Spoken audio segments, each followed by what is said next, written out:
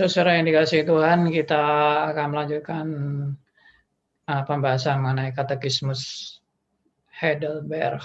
Dan kita masih tetap dalam pertanyaan yang ke-33 yang kita bahas yang lalu, yaitu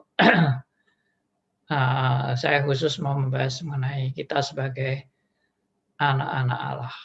Ya. Silva bisa membacakan bagi kita pertanyaan yang ke-33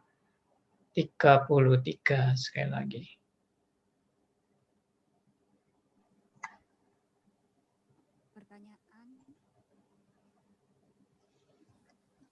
Pertanyaan 33, mengapakah ia disebut anak tunggal Allah? Sedangkan kita juga adalah anak-anak Allah, karena hanya Kristus yang adalah anak yang kekal dan natural dari Allah. Tetapi kita adalah anak-anak Allah melalui adopsi, melalui anugerah oleh Kristus. Ya. Pembahasan mengenai anak-anak Allah minggu lalu sudah kita bahas betapa istimewanya saudara dan saya, orang-orang berdosa dan orang hina ini boleh menjadi anak-anak Allah. Bukan karena saudara punya prestasi yang hebat, bukan karena saudara sudah berjasa di hadapan Tuhan sehingga saudara diangkat menjadi anak Allah. Ya, tapi semua karena kasih karunia Allah yang sudah dinyatakan melalui pengorbanan Kristus di kayu salib, sehingga saudara diangkat menjadi anak-anak Allah atau diadopsi. Sedangkan Kristus adalah anak Allah yang tunggal dan bukan diadopsi, tapi dia memang sudah sejak kekal adalah anak Allah yang tunggal dan satu-satunya. Dan Kristus bukan dari orang biasa lalu diangkat jadi anak Allah, tidak. Tapi Kristus adalah Allah sejak awal. Sudah adalah Allah pribadi yang kedua. Nah, saudara dan saya bukan anak tunggal, tapi kita anak-anak Allah.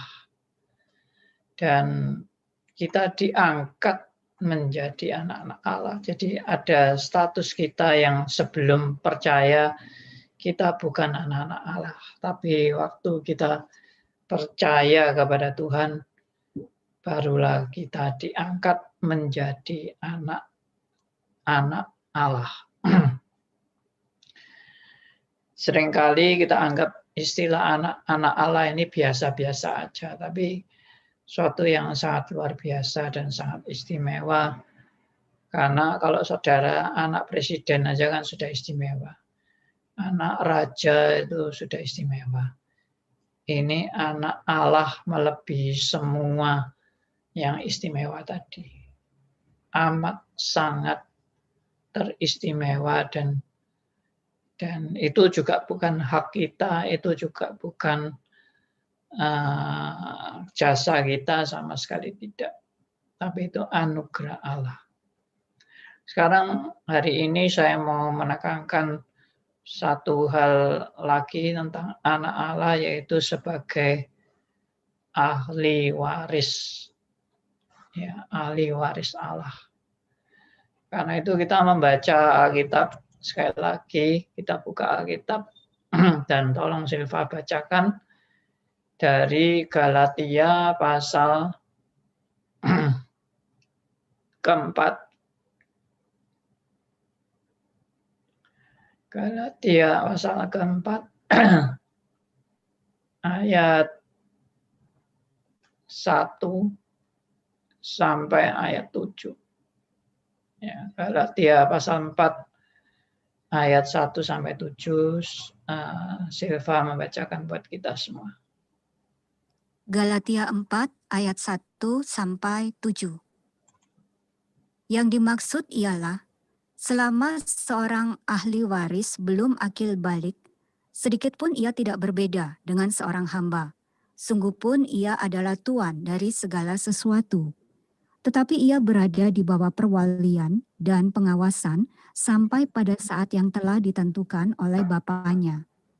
Demikian pula kita, selama kita belum akil balik, kita takluk juga kepada roh-roh dunia. Tetapi setelah genap waktunya, maka Allah mengutus anaknya yang lahir dari seorang perempuan dan takluk kepada hukum Taurat. Ia diutus untuk menebus mereka yang takluk kepada hukum Taurat, supaya kita diterima menjadi anak.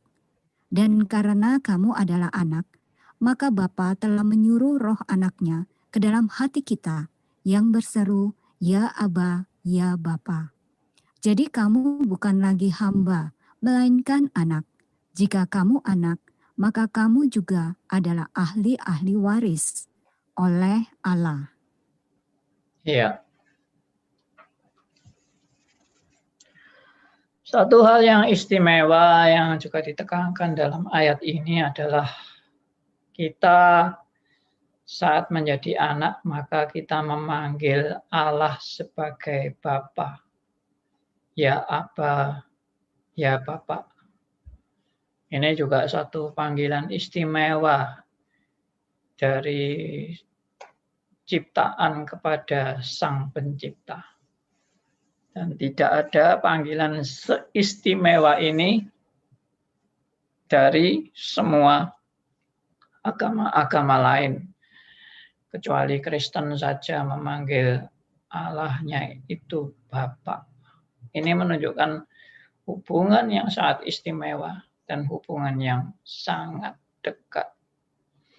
Nah, yang juga hal yang istimewa antara hubungan anak dan Bapa adalah kita sebagai ahli waris.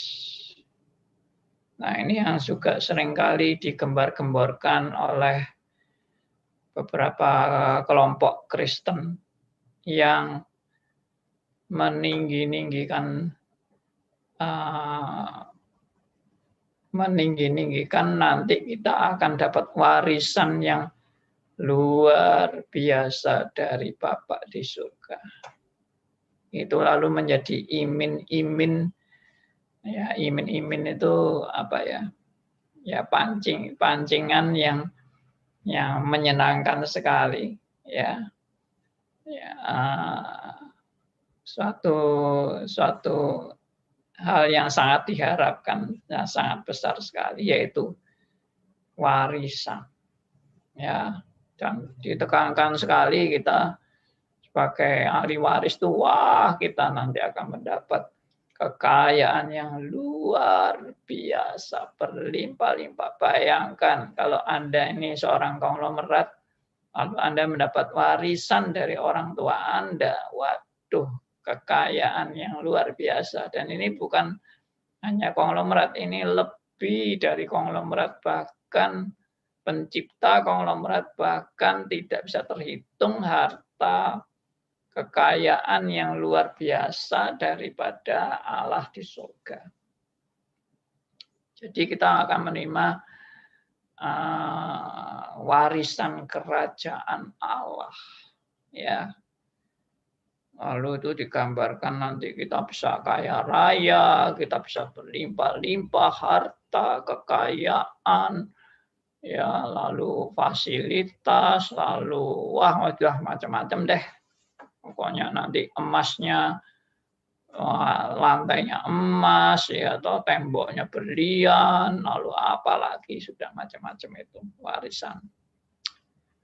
Tapi amat sangat memalukan sebenarnya sebagai seorang anak yang belum sudah memikirkan warisan dari orang tuanya. Dan memang ada contoh anak yang kurang ajar, yaitu anak yang hilang, yang mengharapkan dari orang tuanya supaya warisannya sudah diberikan meskipun orang tuanya belum meninggal.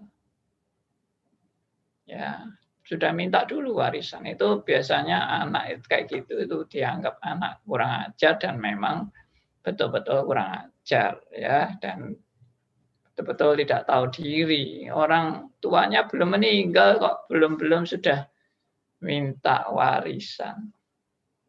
Biasanya yang namanya ahli-ahli waris itu baru mendapatkan haknya kalau orang tuanya meninggal. Tapi kalau orang tuanya belum meninggal, waduh pikirannya sudah, waduh nanti hartaku, waduh enak ya nanti kalau orang tuaku meninggal, ya aku akan memperoleh semua harta orang tuaku, wah aku akan bersenang-senang ya. Kapan ya meninggalnya orang tuaku ini ya? Nah supaya cepat-cepatlah, jangan lama-lama ya. Waduh ini benar-benar tambah kurang ajar lagi anak seperti itu ya. Sudah ingin harta terus ya lalu kepingin cepat-cepat orang tuanya meninggal, benar-benar kurang ajar. Nah demikian juga kita sebagai anak-anak Allah, lalu pikiran kita cuma harta warisan tok aja yang dipikir ya. Itu bukan ajaran Alkitab tentunya, dan itu Tuhan juga tidak mengajarkan kita menjadi anak yang kurang ajar ya. Tapi juga ada yang sebetulnya lucu ya. Lucunya itu apa? Kalau namanya ahli waris kan ya nanti kalau orang tuanya meninggal baru kita dapat ahli warisan itu kan. Tapi yang kita tahu adalah Allah kita kan tidak mungkin meninggal. Ya kan? Bapak kita di surga adalah Bapak yang kekal. Dan tentunya kita tidak menunggu Bapak di surga meninggal baru harta di surga akan diserahkan kepada kita semua sebagai anak-anaknya. Ya, dan itu tidak pernah terjadi. Makanya jangan berharap yang aneh-aneh ya toh. Anda berharap apa dengan warisan di surga? Apa surga itu mau diserahkan ke Anda? Lalu Anda menjadi bos di surga ya. Lalu Tuhan itu sudah tua, sudah mau pensiun, lalu menyerahkan semua hartanya kepada saudara saya, itu juga pikiran konyol banget ya. Jadi kalau begitu apa ya ahli-ahli waris ini ya? Nah ini tentunya bisa jadi diskusi ya pada hari ini. Dan tentunya saudara ya itu tadi saya bilang jangan berharap Bapak di surga lalu pensiun lalu menyerahkan kepada saudara dan saya. Tidak pernah. Bapak di surga tetap menjadi Allah yang maha berdaulat, maha kuasa, yang menjadi raja segala raja, yang Tuhan segala Tuhan, Allah segala Allah, yang berkuasa dan berdaulat dalam kekekalan. Jadi saudara jangan kecelik, ya kecelik itu apa ya, ketipu gitu. Saudara jangan ketipu berharap hal yang salah tentang ahli waris ini. Ya, nah tentunya kita mengerti sesuai dengan prinsip-prinsip Alkitab ya tentang ahli waris. Ya memang jelas istimewa seperti yang tadi saya bilang, hubungan antara anak dan bapak ya di surga itu aja kan sudah istimewa. Kita memanggil bapak di surga. Ya, dan hubungannya itu sangat dekat antara anak dan bapak dan anak, menunjukkan hubungannya sangat istimewa. Ya, dan benar-benar itu suatu anugerah yang luar biasa. Nah, mengenai waris ini, mengenai warisan, itu tentunya memang kita yang namanya disebut warisan ini, kalau kita melihat prinsip Alkitab, ya kita itu nanti akan bersama-sama dengan Bapa di surga. Lalu ya tentunya dengan kita berada di surga bersama dengan Bapa, bersama dengan Allah Tritunggal.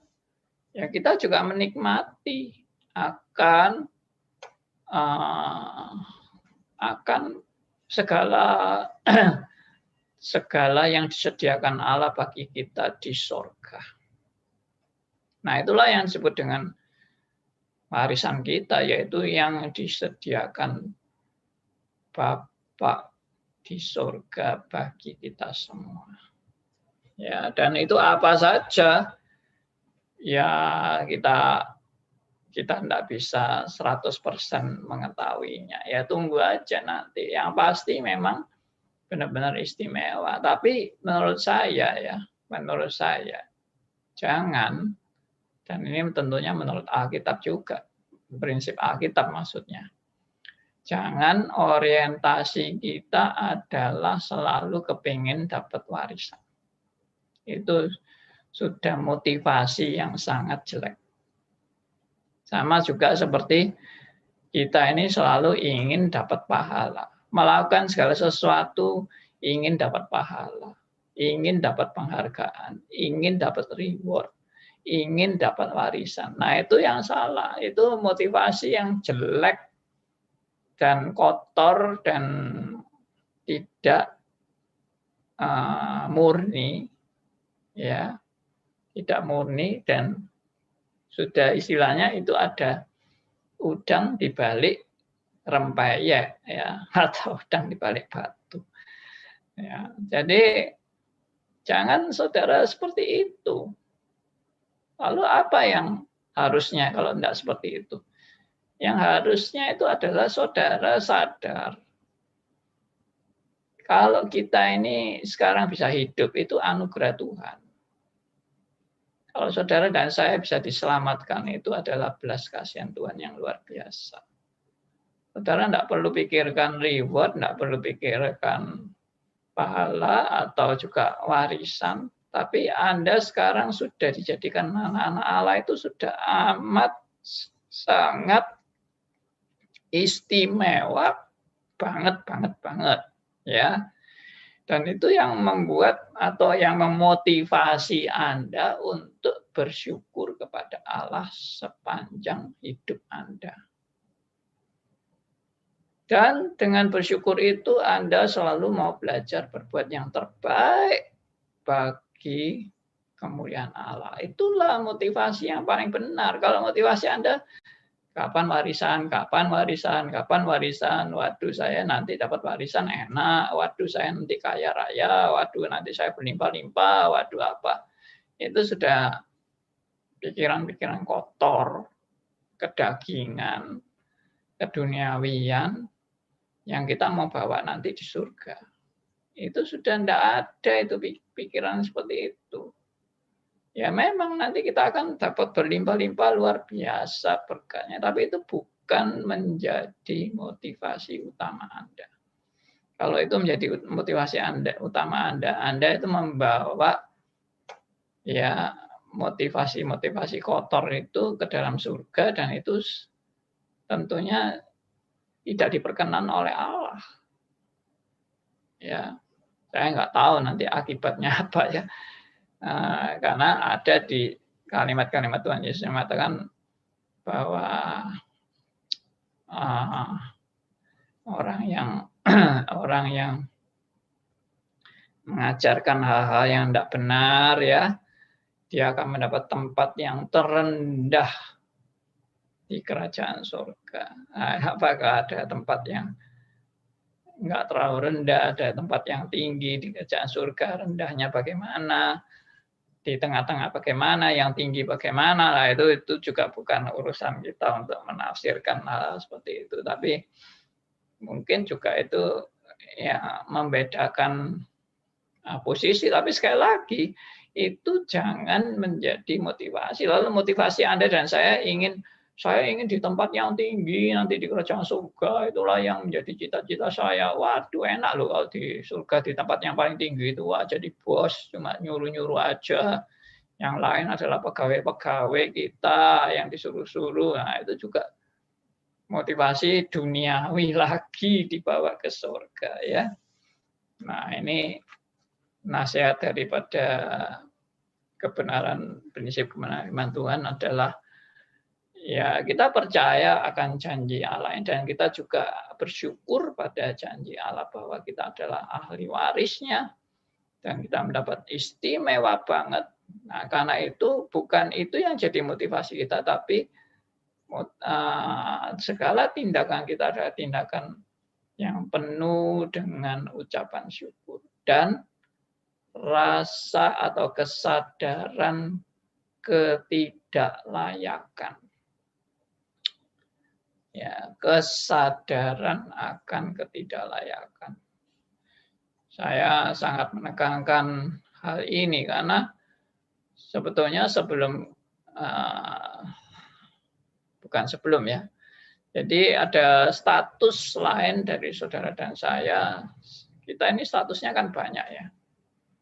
Status hidup kita bukan hanya anak, tapi kita juga hamba, kita juga murid, ya, kita juga sahabat. Nah, itu banyak status kita di hadapan Allah. Sahabat Kristus, ya, murid Kristus, pengikut Kristus, hamba Allah, ya.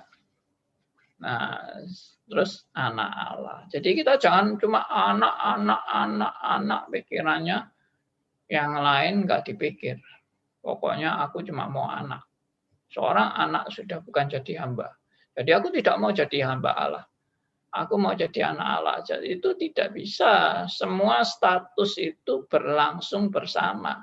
Kita itu ya anak, ya hamba, ya murid, ya pengikut, ya toh, ya apa ini ahli waris. Nah, saya apalagi pokoknya banyak kan status-status itu, termasuk prajurit Kristus juga. Kita ini adalah prajurit-prajurit Kristus. Nah, jadi semua status itu ada pada saudara dan saya untuk kita melakukan sesuai dengan status itu. Jangan terus, kalau anak kan bukan hamba, Pak. Anak kan bertentangan dengan hamba. Nah, nanti dulu yang dimaksud di sini kan kenapa kita tidak disebut hamba, karena kalau hamba itu enggak dapat warisan. Nah, penekanannya itu bukan berarti saudara sudah tidak jadi hamba lagi. Tapi dari sisi lain saudara tetap hamba. Ya. Jadi seperti di beberapa status yang Rasul Paulus juga tegaskan. Ya, Roma 6 itu misalnya. Roma 6 ayat 20 sampai atau ayat 22 aja ya. Roma 6 ayat 22. Nah, itu sudah menunjukkan bahwa kita ini tetap hamba. Ya. Ayat 20-nya itu kita hamba dosa. Ayat 22-nya itu kita hamba Allah. Jadi tetap hamba, dari hamba dosa ke hamba Allah. Ya, jadi penekanan hamba itu apa? Ya, penekanan hamba itu coba kita lihat di kitab Lukas. Ya. Lukas 10 ayat 17. Coba tolong dibacakan oleh maaf, bukan.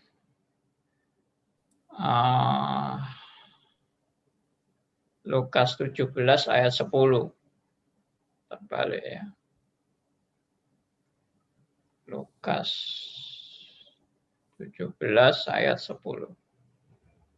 Lukas Silakan 17, dibacakan. Lukas 17 ayat 10. Demikian jugalah kamu, apabila kamu telah melakukan segala sesuatu yang ditugaskan kepadamu, hendaklah kamu berkata, kami adalah hamba-hamba yang tidak berguna. Kami hanya melakukan apa yang kami harus lakukan. Ya. Jadi di satu sisi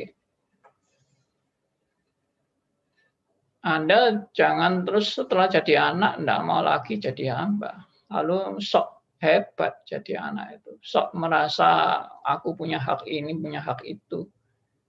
Ya, tapi kita harus ingat kita tetap hamba. Dan seorang hamba itu bisa melayani tuannya, itu sudah namanya hak istimewa. Ya, dalam bahasa Inggrisnya disebut privilege. Hak istimewa, luar biasa. Saudara boleh melayani Tuhan, itu aja sudah istimewa, luar biasa. Saudara boleh menjadi hamba yang melayani Allah, itu sudah hak istimewa, luar biasa. Dan saudara memang diangkat jadi anak Allah itu memang juga istimewa, luar biasa. Semua istimewa. Jadi murid Kristus juga istimewa. Jadi prajurit Kristus juga istimewa. Ya, jadi pengikut Kristus juga istimewa. Semuanya istimewa. Nggak ada yang tidak istimewa. Karena itu semua tindakan saudara dan saya dipenuhi dengan rasa syukur kepada Allah. Dan bukan imin-imin warisan kerajaan surga itu yang menjadi motivasi Anda. Oke, saya berhenti sampai di sini. Dan mungkin ada tanya jawab, silahkan. Ya, terima kasih penjelasannya Pak Andi tentang status kita ya, berkembang dari anak-anak Allah, karena kita punya status anak-anak Allah, kita juga punya status sebagai ahli waris, dan ini sungguh menggembirakan. Dan terima kasih juga untuk Anda pendengar yang sudah setia mendengarkan program RMC Today melalui aplikasi Android Radio RMC Surabaya, juga melalui website rmcsurabaya.net, melalui channel YouTube juga, ataupun melalui aplikasi Zoom yang sudah bergabung untuk kesempatan pagi hari ini. Untuk Pak Hendar Tobing, Pak Ibu Umi Salama, selamat mendengarkan juga. Kemudian ada Ibu Priscilla, ada juga Pak Elia, selamat bergabung kembali di program RMC Today dalam pembahasan Katekismus Heidelberg. Apakah ada yang ingin ditanyakan? Silahkan. Dan untuk Anda yang lain, saudara juga bisa bergabung melalui WhatsApp. Kalau ada yang ingin ditanyakan, bisa melalui 0813 5790 1628. Sekali lagi WhatsApp-nya di 0813 5790 1628. Ini sepertinya yang di Zoom. Ya, oh ya, Pak Elia, selamat pagi. Saya mau tanya intermezzo sedikit. Silakan. Ibu ini Ibu Silva ya? Ya Pak. Kenapa kalau di Zoom dua Zoom yang kapan ada Silva Tabita, ada Silva itu siapa? Apakah itu anak Anda salah satu intermezzo sih? Tadi minggu lalu saya bertanya di chat karena tidak ada link.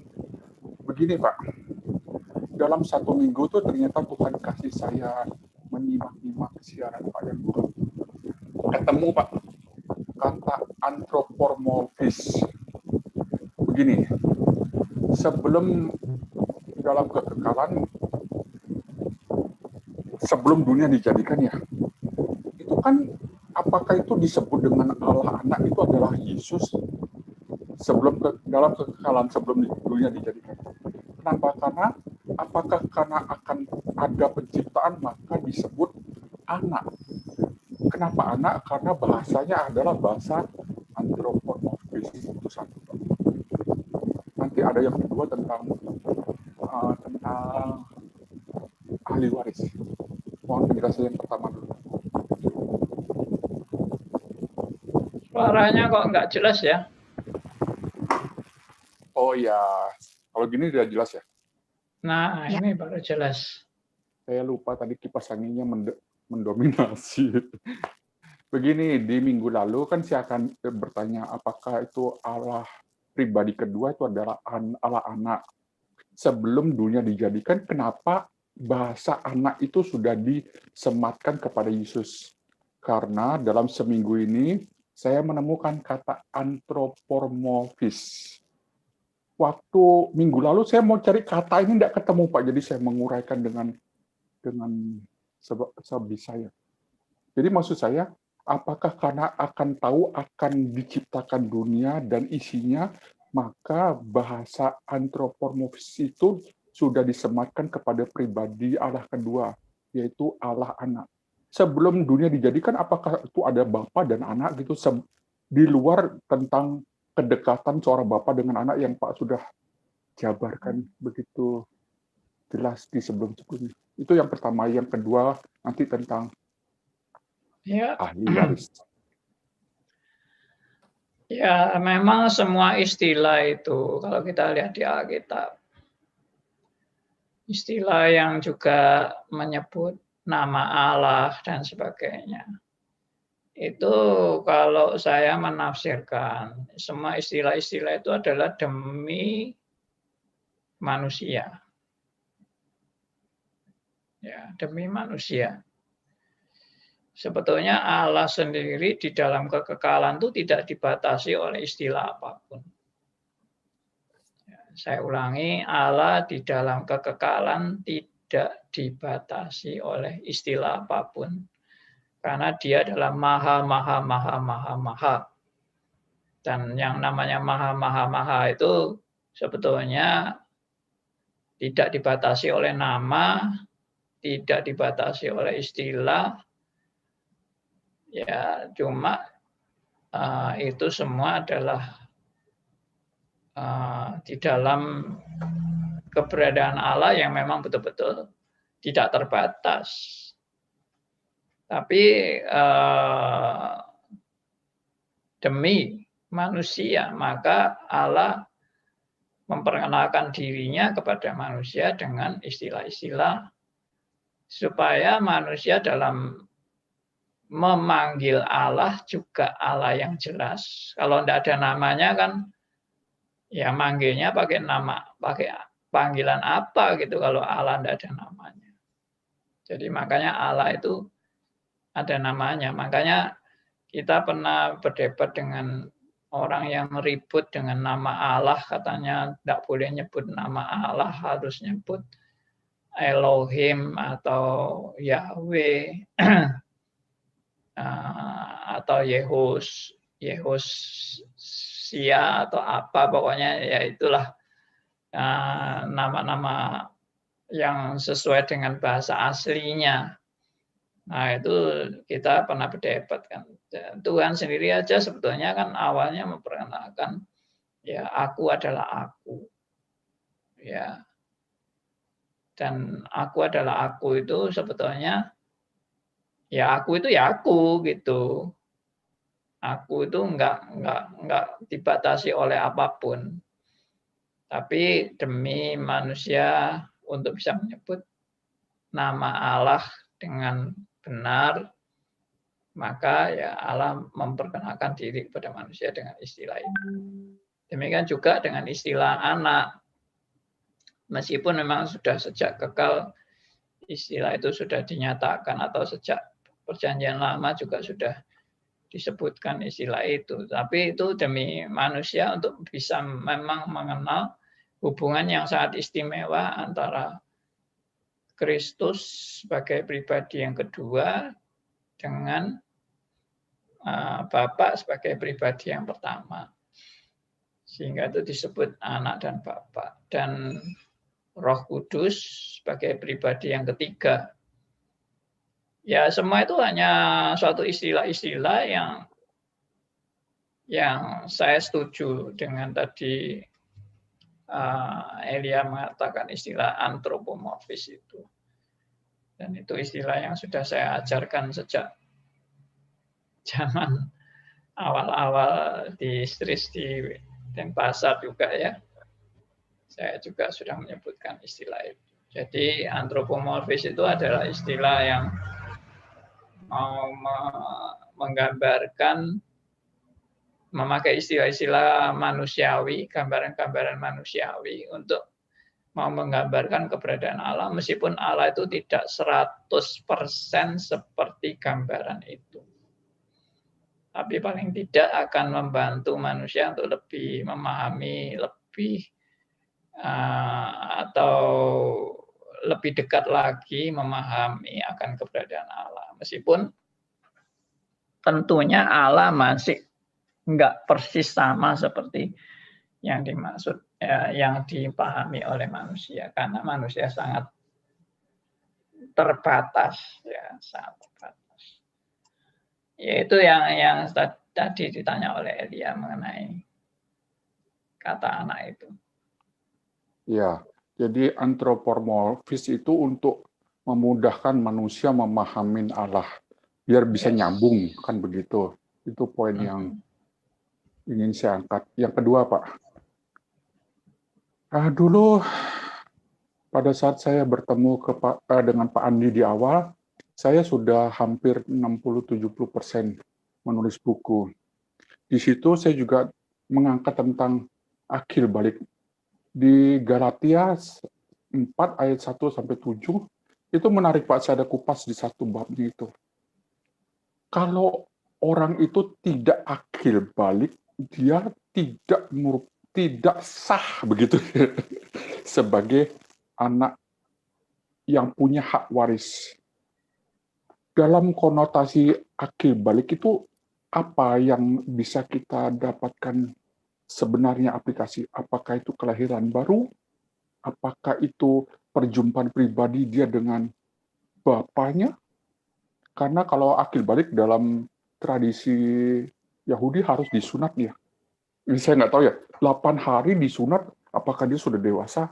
Itu merupakan satu Taurat yang bersifat kemanusiaan. Tapi saya ingin melihat begini, Pak.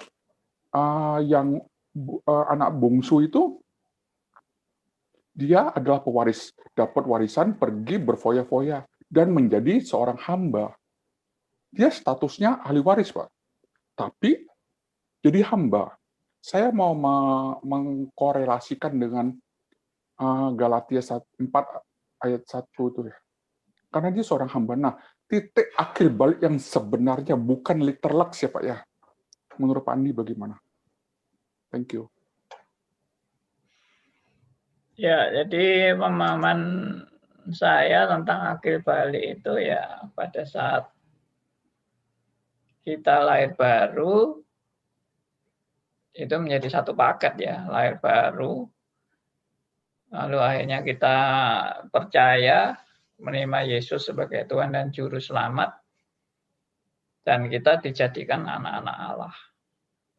Nah, itu kan sudah tertulis di Yohanes pasal 1 ayat 12 dan 13. Ya. Coba dibaca ulang siapa Yohanes 1 ayat 12 dan 13.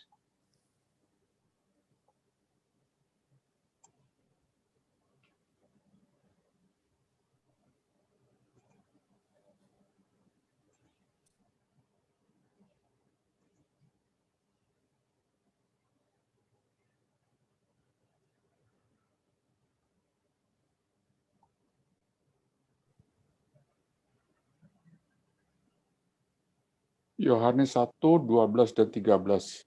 12, tetapi semua orang yang menerimanya, diberinya kuasa supaya menjadi anak-anak Allah, yaitu mereka yang percaya dalam namanya.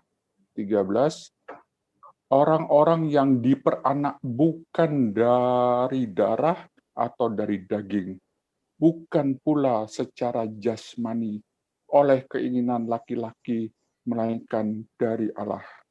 Nah, ini sudah jelas. Jadi ada istilah yang menerimanya, yaitu menerima Yesus. Tentunya menerima Yesus sebagai Tuhan dan Juru Selamat. Diberinya kuasa menjadi anak Allah. Yang menerima yang bagaimana? Yaitu mereka yang percaya dalam namanya. Jadi ada menerima, ada percaya. Lalu siapa yang menerima dan percaya itu? Ayat 13, orang-orang yang diperanakkan. Nah, ini kelahiran kembali. Diperanakkan. Bukan dari darah atau dari daging. Bukan pula secara jasmani oleh keinginan seorang laki-laki. Melainkan dari Allah. Jelas ini adalah orang-orang yang dilahirkan kembali. Jadi ini satu paket, kelahiran kembali, menerima dan percaya, dan tentunya di dalamnya juga termasuk bertobat. Ya, begitu Elia mengenai tadi pertanyaan ahli waris akil balik. Ya, akil balik. Ya, terima kasih Pak Andi, sedikit sharing yang ketiga ya. Begini Pak, mama saya hari ini umur 86. Di 2000, selamat. Selamat untuk bonusnya. Sudah lewat ya 80. Bahasa Mandarin itu kan lewat 70 atau 80 itu bonus. Ya. Nah, di 19 Desember 2016 saya barusan tanya sama kakak saya, kalau urusan begini kakak saya baru pinter inget ya. Mama saya jatuh Pak di kamar mandi. Setelah itu kejadian itu dia pikir, wah sisa warisan dibagi-bagi Pak. Dikasih saya, dikasih Cece, kan saya berdua saya. Dan dia masih hidup, berarti yang bagiannya dia dibagi 3 Pak. Jadi kepada saya dikasih, kepada Cece saya dikasih, dan Mami punya masih pegang untuk sisa hidup ya. Dia pikir akan segera mati. Singkat cerita, bagiannya Mami dan bagian saya akhirnya diberikan kepada saya. Karena dia pikir begini, Mama saya pikir gini, saya berkeluarga dengan 4 anak, berarti kami ber-6. Cece sendiri. Jadi bagiannya dia diserahkan kepada saya, dikasih kepada istri saya untuk mengelola. Kalau dikasih ke saya, habis Pak. Pak tahu Pak, istri saya bilang nih, saya bilang kalau terdesak ya udah pakai aja dana yang sudah. Waduh Pak, istri saya marah besar. Itu apa namanya, pamali bener, yang belum jalan dipakai seolah-olah kita menganggap Mami sudah nggak ada. Wih Pak, aduh, saya kan sudah pernah bersaksi kalau bukan istri saya yang ini saya mungkin sudah dicerai. Sampai segitunya istri saya mempunyai satu doktrin. Beda dengan anak bungsu itu ya. Ya udah itu saja intermezzo yang nggak terlalu penting. Terima kasih Bu Silva, terima kasih Bu lagi Pak Andi. 10 menit untuk Ibu Silva, thank you. Ya, terima kasih Pak Elia. Pak Andi, ini ada pertanyaan ya. Pertama dari Ibu Heni. Kedua dari Ibu Tripi yang ada di Jogja. Saya bacakan sekalian ya Pak. Dari Ibu Heni, ini pertanyaan yang tertunda untuk Kamis kemarin. Dalam Filipi 1 ayat 12, apa yang dimaksud tetap mengerjakan keselamatan dalam praktek kehidupan sehari-hari? Saya punya teman kerja, sikap dan perilakunya sangat menjengkelkan, utamanya di dalam hal pekerjaan. Dia adalah salah satu rekan kerja. Apakah saya harus bertekun, bersabar memahami dia? Apakah sikap sabar yang harus saya lakukan ini adalah bentuk tetap mengerjakan keselamatan? Ini pertanyaan dari Bu Heni.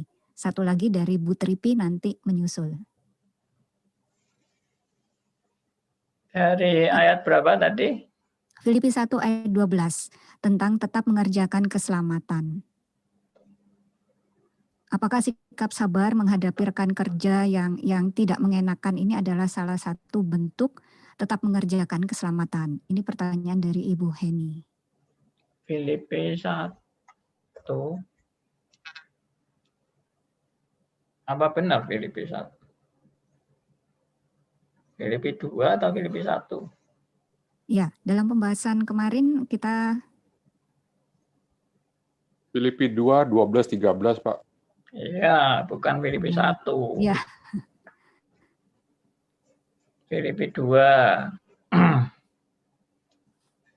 Nah, jadi yang dimaksud tetap kerjakanlah keselamatanmu dengan takut dan gentar itu memang adalah pesan daripada Rasul Paulus di tengah-tengah penderitaannya dia, dan dia sedang dipenjara.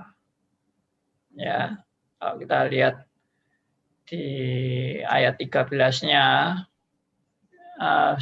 Filipi 1 ayat 13, Sehingga telah jelas bagi seluruh istana dan semua orang lain bahwa aku dipenjarakan karena Kristus. Jadi waktu itu Rasul Paulus itu sedang dipenjara. Dan pada waktu Rasul Paulus dipenjara, Rasul Paulus tidak ingin jemaat di Filipi itu menjadi putus asa, lalu kehilangan semangat untuk mengerjakan panggilan Tuhan. Makanya dia kasih nasihat kepada jemaat supaya kamu senantiasa taat, karena itu tetaplah kerjakan keselamatanmu dengan takut dan gentar.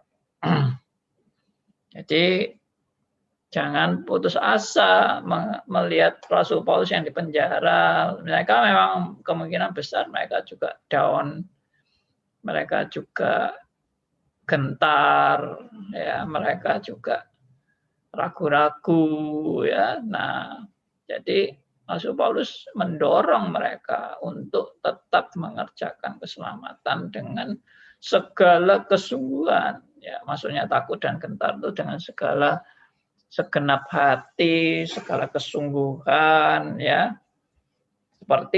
Seperti waktu aku masih hadir. Nah, maksudnya sebelum Paulus dipenjara. Tapi terlebih pula sekarang waktu aku tidak hadir. Jadi meskipun Paulus sekarang dipenjara, ya tetap harus semangat mengerjakan.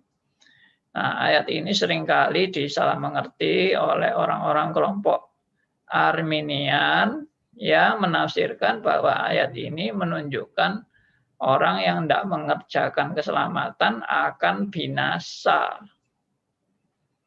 Dan orang yang sudah menerima anugerah keselamatan harus rajin tetap mengerjakan keselamatan supaya tidak binasa. Jadi ayat ini tidak ada kaitannya sama sekali dengan binasa atau tidak binasa. Ayat ini adalah untuk mendorong semangat jemaat yang lagi goyah. Tapi Paulus menguatkan juga bahwa yang bisa mengerjakan semua itu adalah di ayat 13. Jadi di ayat 13-nya Filipi 2 ayat 13. Karena Allah lah yang mengerjakan di dalam kamu baik kemauan maupun pekerjaan menurut kerelaannya. Ya. Jadi Allah yang mengerjakan di dalam kamu baik kemauan maupun pekerjaan menurut kerelaannya. Artinya kamu kalau bisa mengerjakan keselamatanmu itu bukan kamu, itu adalah Allah yang mengerjakan. Artinya alias dengan kata lain, semua karena anugerah Tuhan. Dan bukan karena kehebatan kamu bisa mengerjakan semua itu. Semua karena only by grace. Ya, itu yang disingkat Ya, dengan Pak Andi, OBG. Pertanyaan susulan dari Ibu Heni, mengerjakan keselamatan dalam konteks kehidupan sehari-hari seperti apa? Ini langsung saya bacakan juga pertanyaan dari Ibu Tripi yang ada di Yogyakarta. Selamat bergabung Ibu Tripi. Ibu Tripi bertanya mengenai keselamatan. Shalom Pendeta Andi, apakah keselamatan bisa hilang bagi orang-orang Kristen? Silakan Pak Andi. Ya, jadi tadi sudah saya jelaskan, mengerjakan keselamatan itu maksudnya ya kita ini diajar untuk meresponi keselamatan dengan giat melakukan apa yang menjadi panggilan kita sebagai orang percaya. Itu maksudnya. Nah, panggilan kita sebagai orang percaya apa? Ya tentunya menjadi saksi bagi Kristus, ya, dan menjadi pengikut Kristus yang setia dalam menerapkan ajaran-ajaran Kristus dalam kehidupan sehari-hari. Jadi itu boleh dikatakan, kalau dikatakan Bagaimana mengerjakan keselamatan dalam kehidupan sehari-hari? Ya, jalankan perintah-perintah Tuhan Yesus Kristus, jalankan kebenaran firman-Nya, jalankan amanat agungnya, yaitu memberitakan Injil pada mereka yang belum mengenal kebenaran firman Tuhan. Dan membina saudara-saudara seiman untuk kembali kepada ajaran yang benar menurut firman Tuhan. Karena sekarang ini sudah begitu banyak ajaran-ajaran sesat yang boleh dikatakan membingungkan jemaat. Mana yang benar, mana yang sesat. Pertanyaan berikutnya adalah apakah keselamatan bisa hilang? Jawabannya, keselamatan yang dari Allah tidak pernah bisa hilang.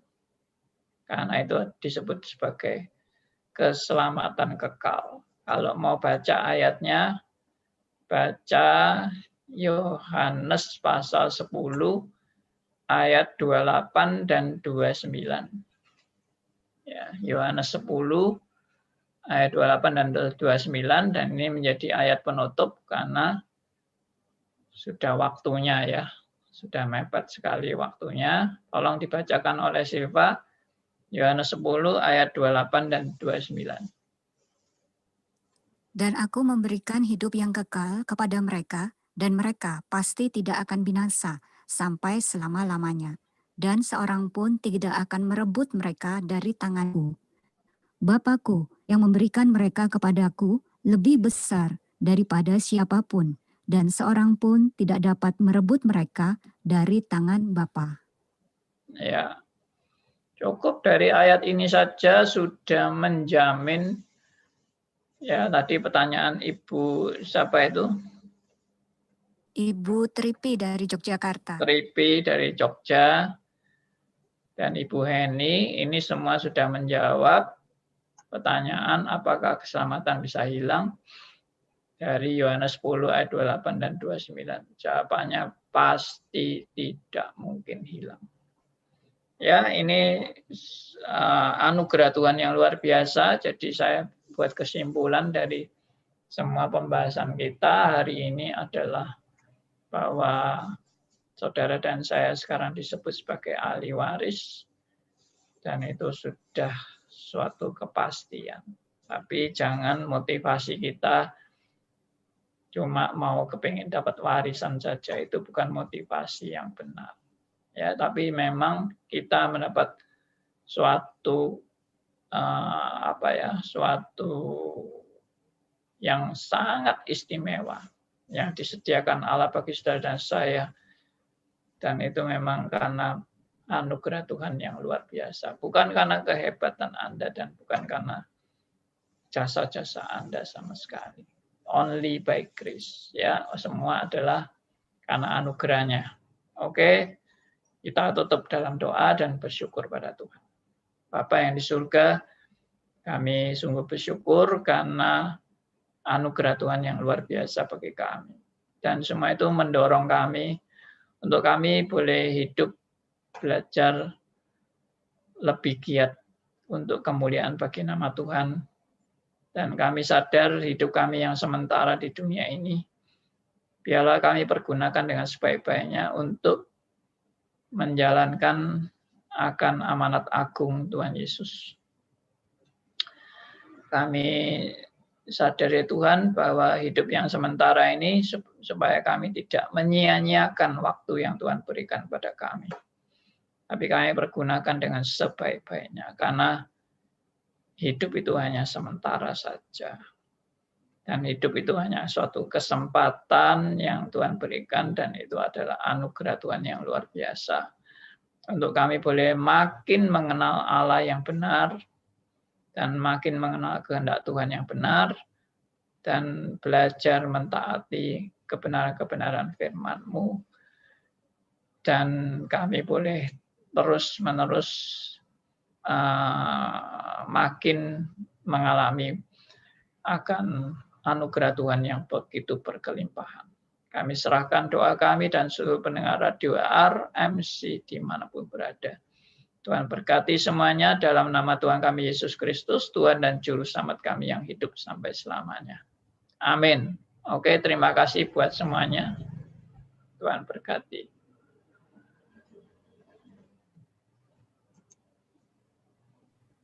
Terima kasih Pak Andi. Siapa suaranya nggak masuk? Ya, terima kasih Pak Andi. Terima kasih juga untuk seluruh pendengar Anda yang sudah bergabung melalui aplikasi Zoom, Ya, terima aplikasi kasih Android, Elia. Terima melalui kasih. website, dan juga untuk Anda yang bergabung melalui channel YouTube. Kita berjumpa lagi di lain kesempatan.